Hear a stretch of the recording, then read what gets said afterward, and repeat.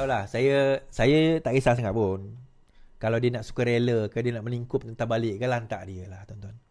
Saya lebih recommend yelah memang pastinya ada yang murah, ada yang lebih kurang aja sebenarnya.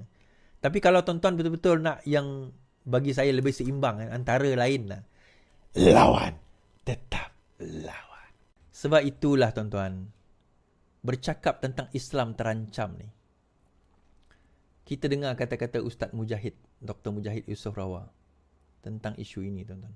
Sebagai ahli legislatif, saya meneliti perkara-perkara yang terkandung dalam perlembagaan. Pertama, 3/1. 3/1 itu menetapkan posisi Islam yang paling tinggi, yaitu Islam agama persekutuan. Kebebasan agama, ya ada. Tapi oleh kerana Islam agama persekutuan, kebebasan itu juga diberikan caveat 11/4. Dan bagi menjamin Islam itu tidak terancam, perkara 12 yang kita kata hak pendidikan untuk semua, dalam 12/2 memperuntukkan secara khusus bagi persekutuan dan negeri menubuhkan atau menyelenggarakan atau membantu dan menubuhkan atau menyelenggarakan institusi Islam atau mengadakan dan membantu mengadakan ajaran agama Islam dan melakukan apa perbelanjaan sebagaimana yang diperlu bagi maksud itu. Bagaimana kita kata Islam terancam? Berapa bilion dibelanjakan saban tahun dalam bajet? Saya dulu jaga agama dulu, saya tahulah apa yang kita belanja. Perkara 121/1A yang memberikan kebebasan kuasa mahkamah syariah dari mahkamah sivil. Di mana yang terancamnya? Butiran 1 jadual ke-9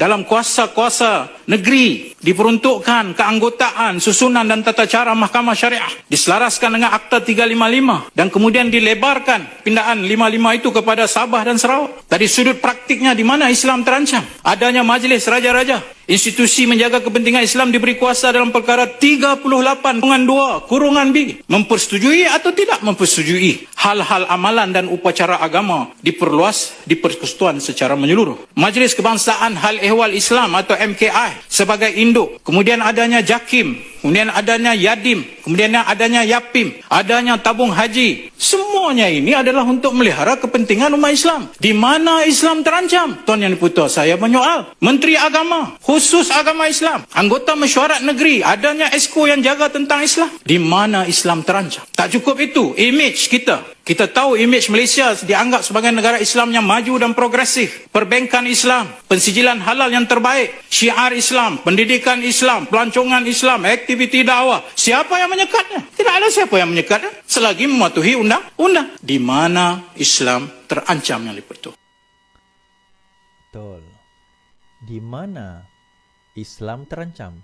Sebenarnya yang terancam tuan-tuan adalah PAS. Hakikatnya yang terancam adalah PAS. Kenapa saya berkata demikian? Baik. Kalau kita tengok dalam apa yang berlaku beberapa hari ini, kita bawa cerita lain lah. Tentang PASTI, Pusat Asuhan Tunas Islam, PASTI. Okey, isu tadi kita bawa isu agama, isu kalimah Allah yang dipijak oleh Macai PAS. Ini kita bawa isu pula berkenaan dengan PASTI. PASTI jadi perhatian berhubung isu gaji dan juga kebajikan. Pihak berkuasa dilaporkan memberi perhatian kepada rangkaian tadika dan sekolah berhubung pertikaian gaji yang didakwa melibatkan guru-gurunya. Memo dari Jabatan Tenaga Kerja Semenanjung Malaysia, semua cawangan pejabat itu telah ditugaskan untuk memeriksa Pusat Asuhan Tunas Islam PASTI, Sekolah Rendah Teras Islam SRITI, Sekolah Menengah Integrasi Teras Islam SMITI. Langkah itu dikatakan dibuat bagi menentukan status pekerja guru dan kaki tangan di institusi pendidikan yang dipayungi PAS atau lebih khusus sayap pemuda parti. Institusi terbabit tidak didaftarkan secara sah sebagai sekolah, taman asuhan kanak-kanak atau tadika. Memo, maksudnya tak didaftar. Memo JTKSM menyatakan arahan pemeriksaan dibuat berdasarkan mesyuarat kabinet apabila guru dan kaki tangan PASTI, SRITI dan SMITI didakwa dibayar gaji di bawah garis minimum. Dokumen tersebut dikongsi secara meluas di media sosial oleh semua akaun sosial media yang bernama Hak PASTI. Akaun tersebut berusaha membela hak-hak guru PASTI sejak 2020 dengan fokus utama diberikan kepada aspek pembayaran gaji. Beberapa jam setelah memo dipaparkan di media sosial, MP Seri Gading Aminul Huda Hassan meminta Menteri Sumber Manusia menjelaskan arahan tersebut di Parlimen. SIM bagaimanapun tidak mengesahkan atau menafikan bahawa JTKSM sedang menyiasat. Sebaliknya, dia memberikan amaran pihaknya, Kementerian Sumber, akan mengambil tindakan jika hak pekerja tidak terpenuhi tanpa mengira latar belakang politik. Ia tidak penting parti politik mana, DAP atau PAS, semua mesti patuh dengan undang-undang. Kita tidak akan kompromi, tidak kira siapa anda, swasta atau kerajaan, parti politik atau tidak. Kesemua akan mengambil tindakan jika hak pekerja tidak dipatuhi. Jika anda salah, tidak bersalah, jangan takut. Kami akan bantu. Dia juga memberi jawapan yang sama kepada Afnan Hamimi, ahli Parlimen Al-Usta. Dalam sidang media diadakan, kedua pemuda itu mempertikaikan mengapa tindakan diambil terhadap pasti setelah 40 tahun ia beroperasi. Sebab kami buat kerja. Ini adalah memonya. Okay, memo tersebut, arahan, nampak tak tuan? Arahan untuk menjalankan pemeriksaan Ibu Pejabat Jabatan Tenaga Semenanjung Malaysia menjalankan pemeriksaan berkanun ke atas Pusat Asuhan Tunas Islam, Sekolah Rendah Integriti dan juga SMITI di seluruh Semenanjung dan Labuan. Semua ketua pejabat daripada pengarah standard pemburuhan adalah dimaklumkan Jemaah Menteri pada 8 Mac telah membangkitkan isu pekerja di Pasti, Seriti dan SMITI yang dibayar gaji rendah dan kadar gaji ditetapkan di bawah pemerintahan di bawah perintah gaji minimum. Selain daripada itu, perkara dibangkitkan juga berkaitan dengan KWSP dan PESO. Sebelum itu, pihak Tuan Puan adalah diminta untuk menjalankan pemeriksaan berkanun terhadap Pasti, Seriti dan SMITI. Now, disebabkan oleh keadaan itu, maka PAS telah melancarkan satu kempen, tuan-tuan.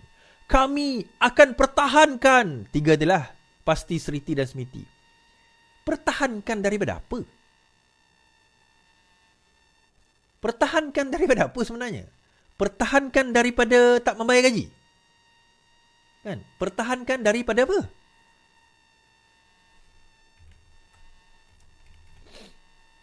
Daripada tak membayar gaji? Itu ke macam mana sebenarnya? Okey. Alright. Ni adalah laman Facebook Hak Pasti tersebut. Okay, kita boleh tengok. Alright. Objektif utama kami adalah mentabatkan profesion guru pasti ke tahap lebih tinggi dan memastikan hak pekerja mengikut Akta 1955. Kami bukan nak saman sangat pasti. Kami nak ubah atau reform. Tindakan undang-undang yang diambil adalah usaha menekan pengurusan pasti supaya bertanggungjawab dan menyelesaikan masalah hak guru. Okay. Masih ramai guru pasti yang takut nak bersuara bila tengok komen dan ugutan dilemparkan kepada kami. Tak apa, anda boleh terus WhatsApp kami di nombor sedemikian.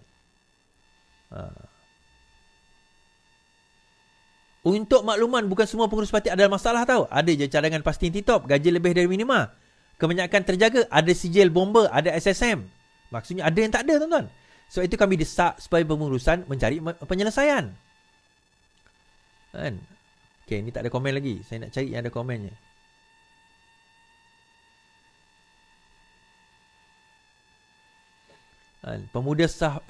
Ketua Pemuda PAS Sabah kata, pasti hidup 40 tahun, sepatutnya dibantu, bukan diganggu. Okay. Right. Dia kata, kagum dengan semangat Tuan YB Afnan Hamimi. Okay. Now,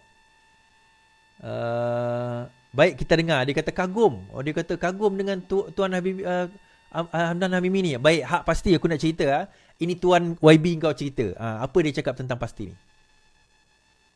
Kami pada tengah hari ini adalah berkenaan dengan jawapan balas daripada Menteri Sumber Manusia mengenai isu pasti yang berlangsung semasa sesi soal jawab Menteri di Dewan Rakyat pada pagi tadi. Saya menyebut kepada Yang Menteri dalam Dewan Rakyat bahawasanya pasti ni adalah aktiviti sukarelawan yang melibatkan ahli parti. Dia bukan aktiviti pekerja dengan majikan, bukan aktiviti perniagaan. Tetapi Menteri tak jawab soalan saya.